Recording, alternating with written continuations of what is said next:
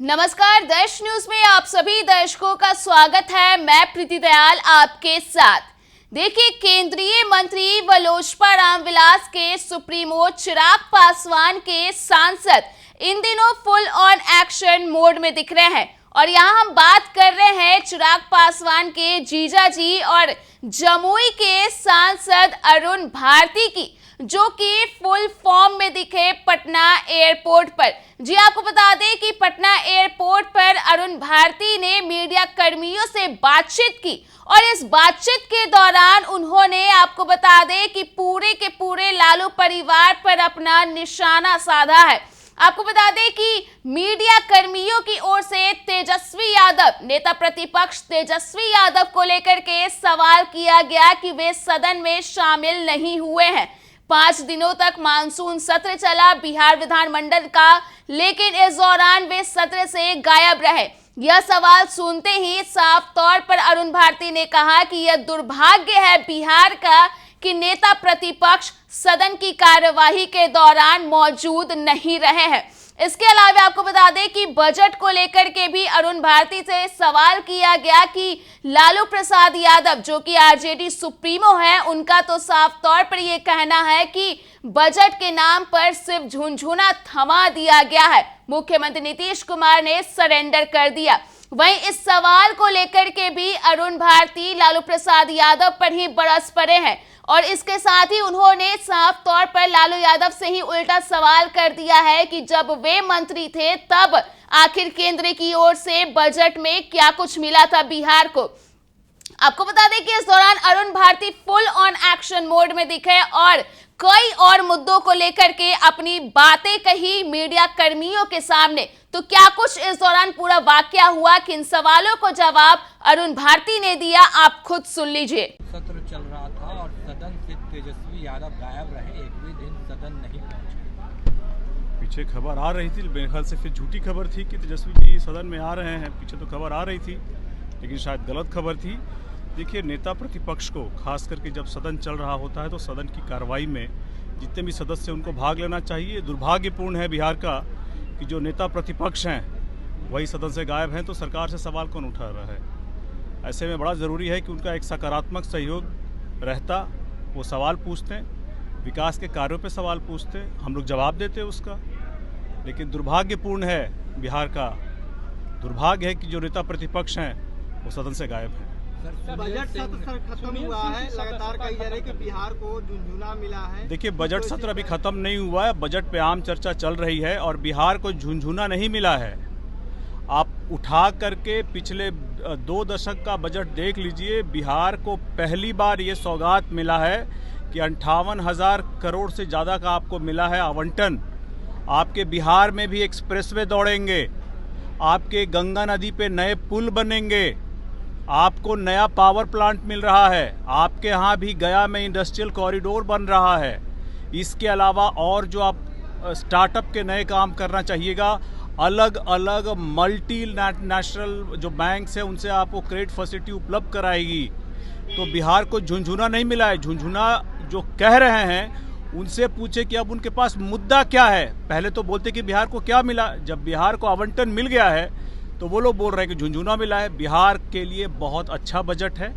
बिहार राज्य को बाकी देश के साथ प्रगति करने के लिए जो आवंटन चाहिए था वैसा बजट मिला है और ये बिहार के लिए एक बहुत न्याय संगत बजट है, एक न्यायपूर्ण बजट है जिसकी हमें बहुत ज़रूरत है ताकि बिहार भी विकसित हो करके भारत के अगड़े राज्यों के साथ कदम से कदम मिला करके नरेंद्र मोदी जी के विकसित भारत के लक्ष्य में अपना योगदान दे सके। लालू प्रसाद यादव तो कह रहे हैं कि झुनझुना मिला है, नीतीश कुमार सरेंडर कर चुके हैं। लालू जी से पूछिएगा, आदरणीय लालू जी से पूछा जाए कि उन्होंने जब वो यहाँ सरकार में थे या जब केंद्र में सरकार में थे तो किस तरह का आवंटन मिला था। झुनझुना उस समय मिला करता था, अब जो आवंटन मिला है एक विकसित बिहार। और जो मैं आगे बढ़ के कहना चाहूँगा कि जो हमारे राष्ट्रीय अध्यक्ष माननीय केंद्रीय मंत्री श्री चिराग पासवान जी का जो लक्ष्य था बिहार फर्स्ट, बिहारी फर्स्ट को, उसको भी सकारात्मक तरह से उसमें एक पॉजिटिव डेवलपमेंट है, उसको धरातल पे उतारने का ये पहल है और इसके लिए माननीय प्रधानमंत्री जी, माननीय वित्त मंत्री जी को हम बिहारियों की तरफ से बहुत बहुत धन्यवाद है। सर, आरजेडी एमएलसी हैं सुनील सिंह, उन पे कार्रवाई की गई है और उनका सदस्यता भी रद्द कर दिया है। देखिए, इस संबंध में मुझे खबर अभी शाम में मिली थी जब मैं लोकसभा से निकला था। बहुत ज़्यादा मुझे जानकारी नहीं है, मैं जानकारी ले लेता हूं कि पूरी बात क्या हुई है, इसके बाद ही इस पे मैं टिप्पणी कर सर, पाऊंगा। सम्राट चौधरी की बीजेपी के प्रदेश अध्यक्ष से हटा दिया गया है, जिसको लेकर के रोहिणी आचार्य ट्वीट करके बोली है कि पहले तो पगड़ी उतरी, अब प्रदेश अध्यक्ष का कमान गया, अब मंत्री पद से भी जाएंगे। देखिए ऐसा है कि बीजेपी अपने संगठन में क्या बदलाव करती है, ये बीजेपी और उनके नेताओं का विशेषाधिकार है। ऐसे में चुनाव जो होने वाला है बिहार का, या जिस भी मद्देनज़र उन्होंने जो बदलाव किया है, हम लोगों ने उसको स्वीकार किया है। हमने नए अध्यक्ष जी को अपना कार्यभार संभालने के लिए उनको शुभकामनाएं दी हैं।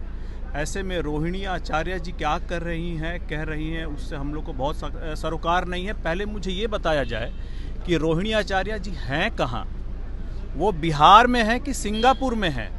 दूसरों को जो बाहरी बोल रही थी उनसे पूछा जाए कि आप ये ट्वीट बिहार से कर रही हैं कि सिंगापुर से। अगर आप सिंगापुर से ट्वीट कर रही हैं तो ये सवाल पूछने का आपका कोई औचित्य ही नहीं बनता है। आपने सारण की जनता को चुनाव के तुरंत बाद छोड़ करके आप अपने सिंगापुर चली गई। जैसे आप आई थी हेलीकॉप्टर से, आप हेलीकॉप्टर से चली गई वापस। तो ऐसे में उनका सवाल पूछना, ये कहाँ से सवाल पूछ रही हैं, ये ज़्यादा महत्वपूर्ण है। पूरे सदन में विशेष राज्य दर्जे को लेकर हंगामा रहा। आप लोग भी कहते रहे कि बिहार में विशेष राज्य को दर्जा मिलना चाहिए।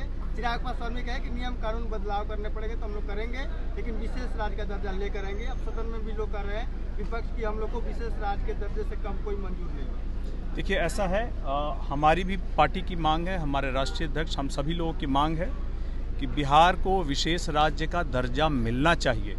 लेकिन आपको याद होगा कि इसी कांग्रेस की सरकार ने, जब नीति आयोग प्लानिंग कमीशन हुआ करता था, तो उन्होंने ऐसे प्रावधान डाले हैं जिसके कारण बिहार को विशेष राज्य का दर्जा नहीं मिल सकता। बहरहाल, जब तक विशेष राज्य का दर्जा नहीं मिल जाता तब तक बिहार को विशेष पैकेज मिला, जिसकी शुरुआत हुई है इस बजट से, ताकि बिहार भी विकसित होकर के भारत के अगले राज्यों के सामने समक्ष खड़ा हो सके। सर, 2025 में लोकसभा का चुनाव खत्म हो गया, विधानसभा का चुनाव होने जा रहा है, आप लोग कितने तैयार हैं? देखिए, हम लोग विधानसभा चुनाव के लिए तैयार हैं और जहाँ जहाँ भी जो तैयारी हम लोगों को करनी है उसके लिए हम लोग तत्परता से लगे हुए हैं। और हम लोग को पूर्ण विश्वास है कि जो हम लोगों ने हमारा प्रदर्शन लोकसभा चुनाव में रहा है 2024 में, उसी तरह से हम लोगों का प्रदर्शन 2025 के बिहार विधानसभा चुनाव में भी रहेगा। कितने सीटों पर है तैयारी? कितने सीटों पर? ये गठबंधन के अंदर तय होगा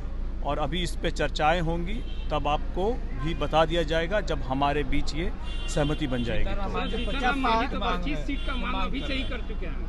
देखिए, आदरणीय जीतनराम मांझी जी ने जो भी सीट मांगी है, ये उनकी पार्टी का अपना विशेषाधिकार है, लेकिन ये बातें गठबंधन में तय होंगी। ये बातें गठबंधन में जब सब हम लोग बैठेंगे और हमारे नेता बैठेंगे, आपसी सहमति बनेगी, बात विचार होगा, उसके बाद तय होगा।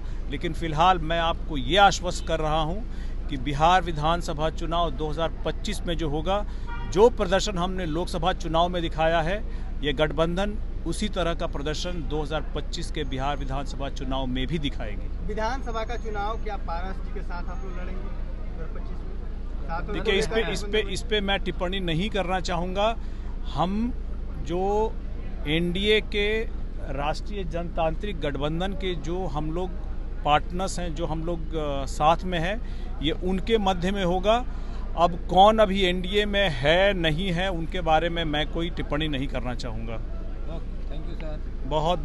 तो आपने अरुण भारती, जो कि जमुई के सांसद है, उनका वो बयान सुना जिसमें उन्होंने तेजस्वी यादव, लालू प्रसाद यादव और इसके साथ ही साथ रोहिणी आचार्य पर भी जमकर निशाना साधा है। जी आपको बता दें कि जब अरुण भारती से रोहिणी आचार्य को लेकर के सवाल किया गया कि रोहिणी आचार्य ने सम्राट चौधरी पर कटाक्ष किया कि उनकी पगड़ी चली गई, इसके साथ ही सिर भी मुंडवाना पड़ा और इसके साथ ही अब अध्यक्ष पद भी चला गया है, अब तो डिप्टी सीएम का पद भी जाने वाला है। तो इसे लेकर के इस सवाल को लेकर के सुनते ही अरुण भारती ने रोहिणी आचार्य पर भी जमकर अपना निशाना साधा है और साफ तौर पर उनसे ही सवाल कर दिया है कि वो तो दूसरों को बाहरी बोलती थी, लेकिन अब खुद कहां है। तो साफ तौर पर देखा जा सकता है कि पूरे के पूरे लालू परिवार पर अरुण भारती हमलावर दिखे। उन्होंने विशेष राज्य के दर्जे पर भी अपनी बात रखी है